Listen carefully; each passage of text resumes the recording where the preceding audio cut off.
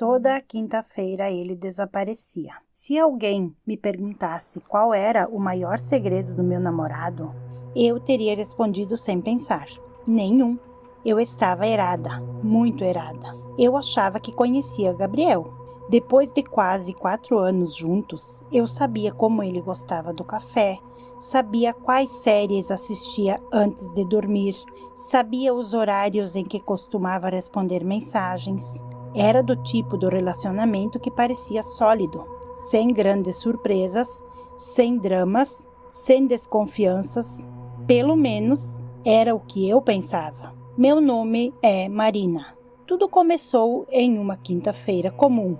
Gabriel terminou o jantar, olhou rapidamente para o celular e se levantou da mesa. Preciso resolver uma coisa do trabalho. Eu apenas assenti. Não era nada estranho.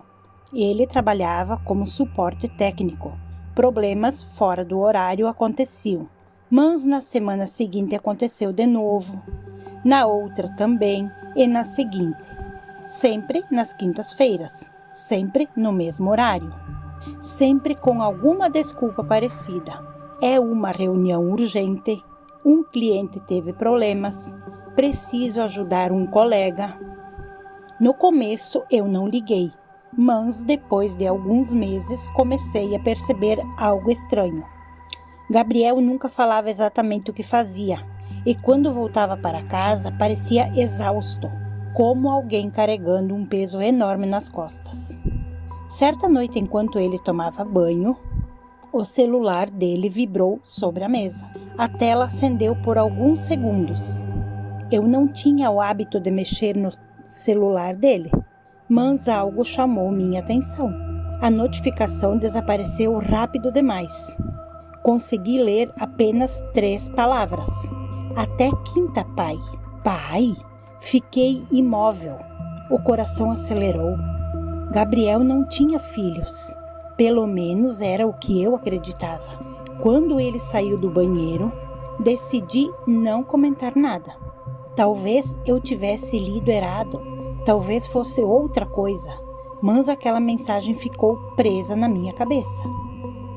Nos dias seguintes comecei a observar mais pequenos detalhes que antes passavam despercebidos. Recibos de restaurantes em bairros que ele nunca mencionava, compras de brinquedos, saques em dinheiro e principalmente aquele estranho padrão das quintas-feiras.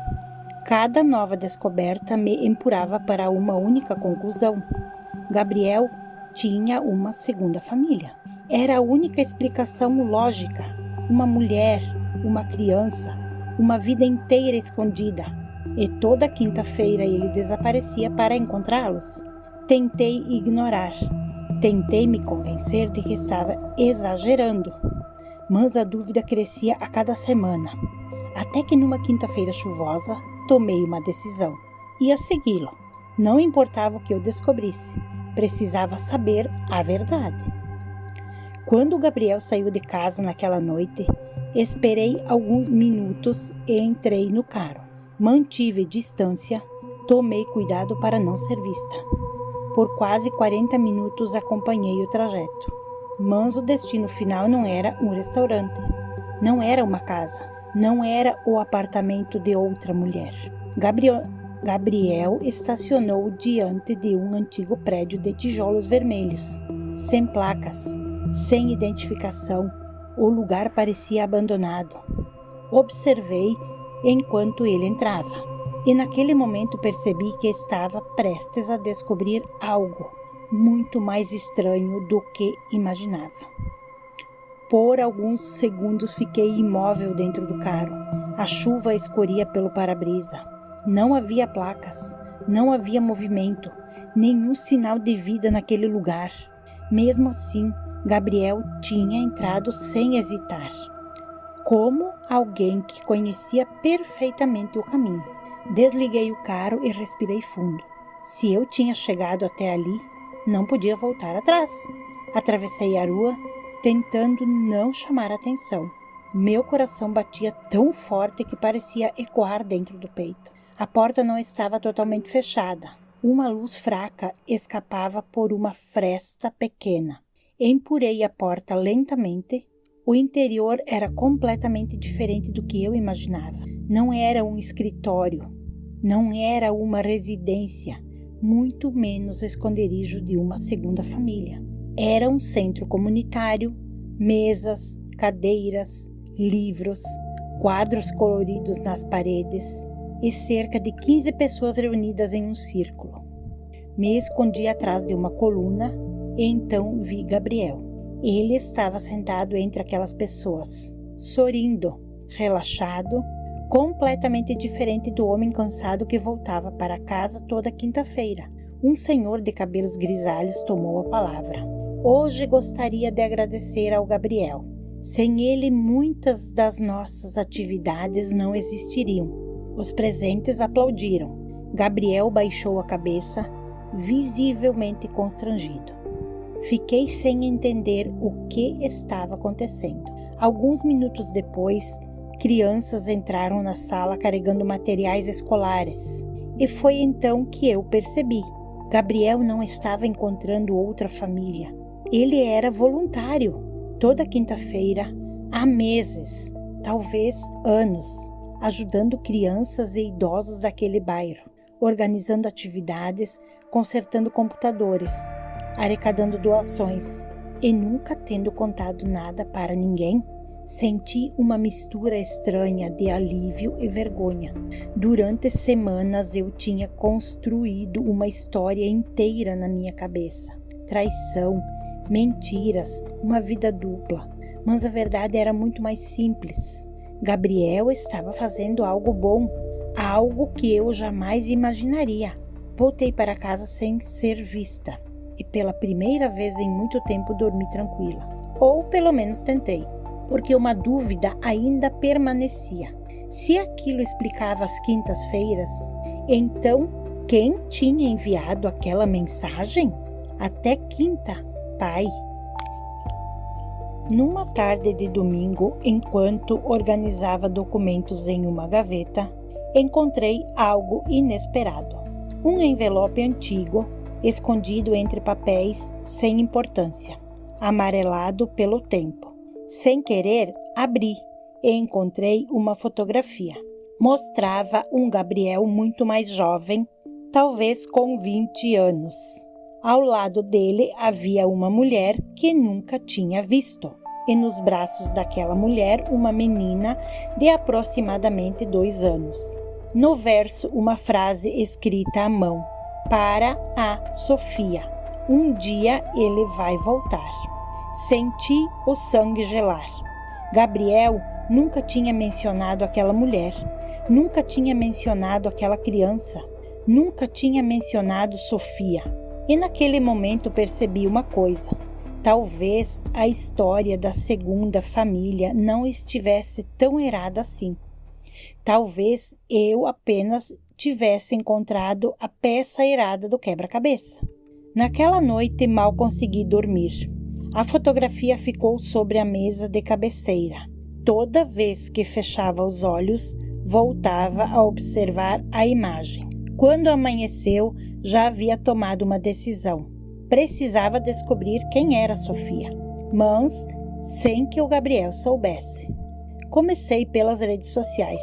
Digitei o nome Sofia dezenas de vezes. Nada. Tentei localizar a mulher da fotografia. Também sem sucesso. Era como se as duas tivessem desaparecido completamente. Até que uma lembrança surgiu. Meses antes, Gabriel tinha mencionado rapidamente a cidade onde passou parte da juventude. Uma pequena cidade a quase 2 horas dali. No sábado seguinte, inventei uma desculpa, disse que visitaria uma amiga e peguei a estrada. Quando cheguei à cidade, percebi imediatamente o quanto era pequena, daquelas em que praticamente todos se conhecem. Entrei em uma padaria para tomar café e decidi arriscar.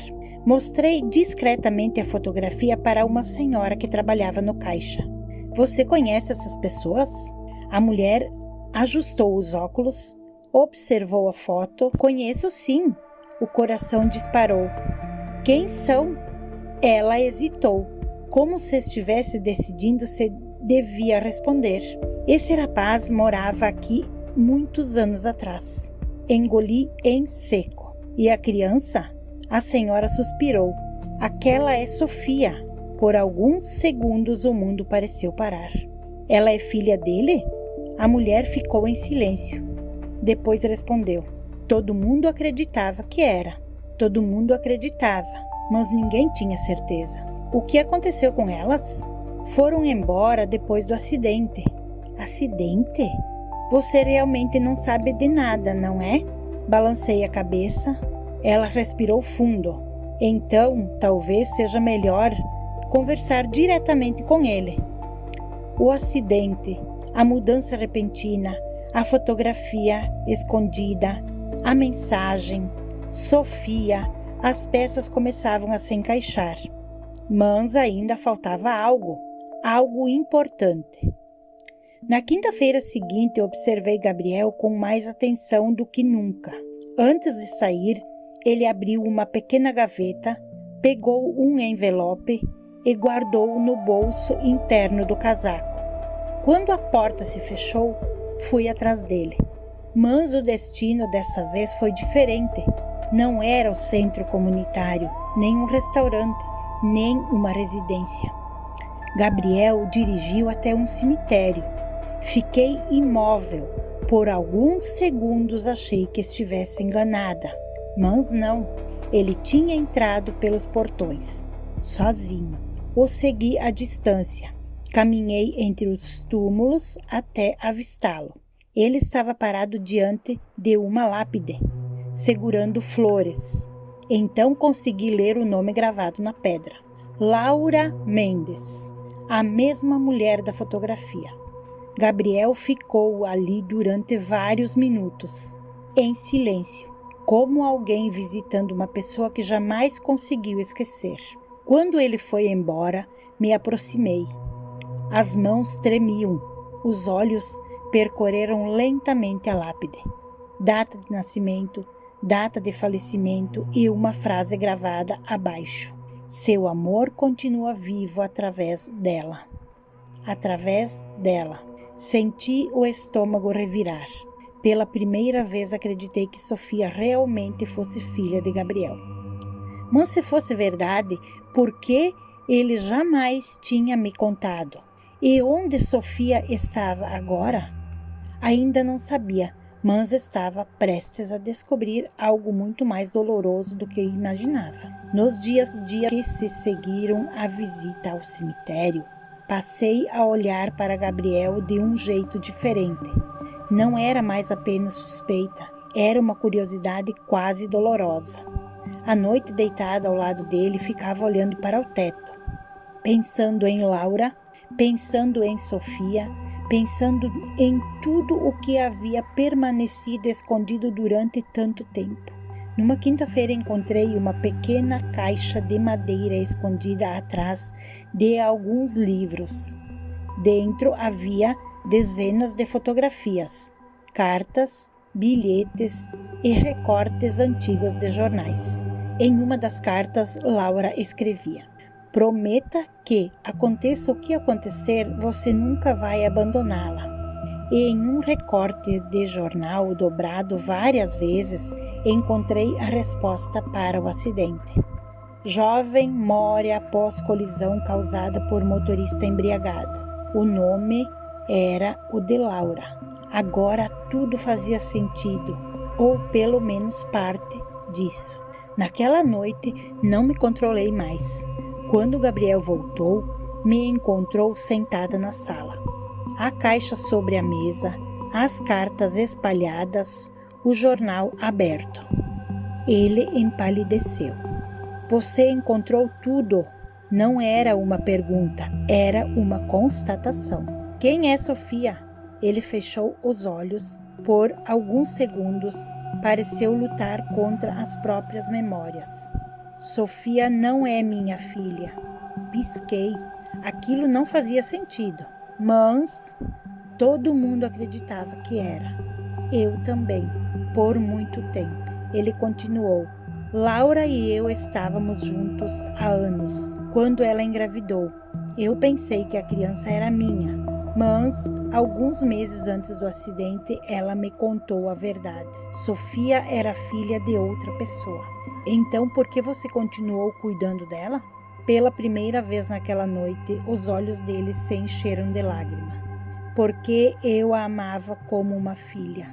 Quando Laura morreu, a família dela levou Sofia para outra cidade. Tentei manter contato durante anos, mas não consegui. Até que um dia ela me encontrou pelas redes sociais. Já adulta, foi ela quem voltou a me procurar. Senti um nó na garganta. Finalmente a mensagem fazia sentido. Até quinta, pai. Não era um erro, não era uma mentira, não era uma segunda família. Era apenas a forma como Sofia chamava o homem que a criou, mesmo sem laços de sangue, mesmo depois de tantos anos. E naquele momento senti vergonha, vergonha por tudo o que eu tinha imaginado, por ter investigado, por ter duvidado. Mas ainda havia uma pergunta, a pergunta que mudaria tudo. Então, por que esconder isso de mim? Ele demorou para responder, muito mais do que deveria. E foi aí que percebi, ainda havia algo que ele não estava contando, algo muito pior. Porque, pela primeira vez desde o início daquela conversa, Gabriel desviou o olhar. Eu já estava com você quando Sofia reapareceu. O coração acelerou. Ainda não entendia onde aquilo ia chegar, mas sabia que não gostaria da resposta. Continue. Quando Sofia voltou, ela estava passando por um momento muito difícil. Tinha perdido a pessoa que a criou depois da morte da mãe. Estava sozinha, sem família, sem ninguém. No começo era apenas mensagem, depois ligações, depois encontros, até que ela começou a depender de mim emocionalmente. E eu deixei. E então, ele demorou muito para responder. Então eu menti. Aquelas palavras ficaram suspensas no ar, pesadas, difíceis de ignorar. Menti para você durante quase 2 anos. Senti o estômago afundar. Não era apenas um segredo, era uma mentira contínua, planejada, repetida, toda semana, durante anos. Mas a pior parte ainda estava por vir. Existe mais uma coisa. Fala. Há 8 meses descobri uma coisa sobre Sofia. Uma coisa que mudou tudo. Ela está doente. Muito doente. E os médicos não conseguiram encontrar uma solução simples. Naquela noite, nenhum dos dois dormiu. E pela primeira vez desde que começamos a namorar, eu não sabia se ainda havia um futuro para nós. Mas o destino ainda guardava uma última reviravolta. Uma verdade que nem Gabriel conhecia completamente e que mudaria tudo.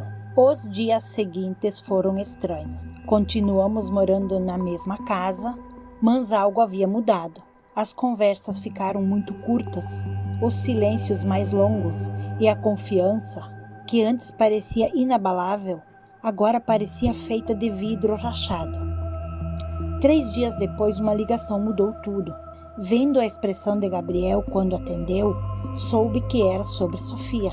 Os médicos tinham encontrado uma possibilidade de tratamento, mas precisavam localizar alguém da família biológica dela. Alguém que pudesse fornecer informações genéticas. E o pai dela? Ninguém sabe quem ele é. Laura tinha levado o segredo consigo. Nem mesmo Sofia sabia. Na quinta-feira seguinte, fiz algo que nem eu esperava de mim mesma. Acompanhei Gabriel até o hospital. Pela primeira vez, sem mentiras, sem desculpas e sem segredos. Quando entrei no quarto, encontrei uma jovem de 20 e poucos anos, muito mais parecida com a Laura do que eu imaginava. Sofia sorriu ao nos ver. Um sorriso cansado, mas sincero. E naquele momento, finalmente entendi. Gabriel nunca mentiu porque queria viver 2 vidas. Ele mentiu porque tinha medo. Medo de reviver o passado, medo de perder Sofia, medo de ser julgado, medo de me perder. e tentando proteger todo mundo, acabou machucando todo mundo. Semanas se passaram, uma antiga amiga de Laura apareceu. Carregava uma informação esquecida, o nome do pai biológico de Sophie. Os investigadores o localizaram, entraram em contato e aguardaram. Ninguém sabia o que ele faria, mas alguns dias depois ele apareceu. E a realidade foi ainda mais cruel. Aquele homem não fazia ideia da existência de Sophie. Nenhuma. Laura jamais havia contado. A conversa foi longa, difícil, cheia de lágrimas, mas terminou da melhor forma possível. Ele concordou em ajudar. E pela primeira vez em mais de 20 anos, Sofia teve respostas sobre sua própria história.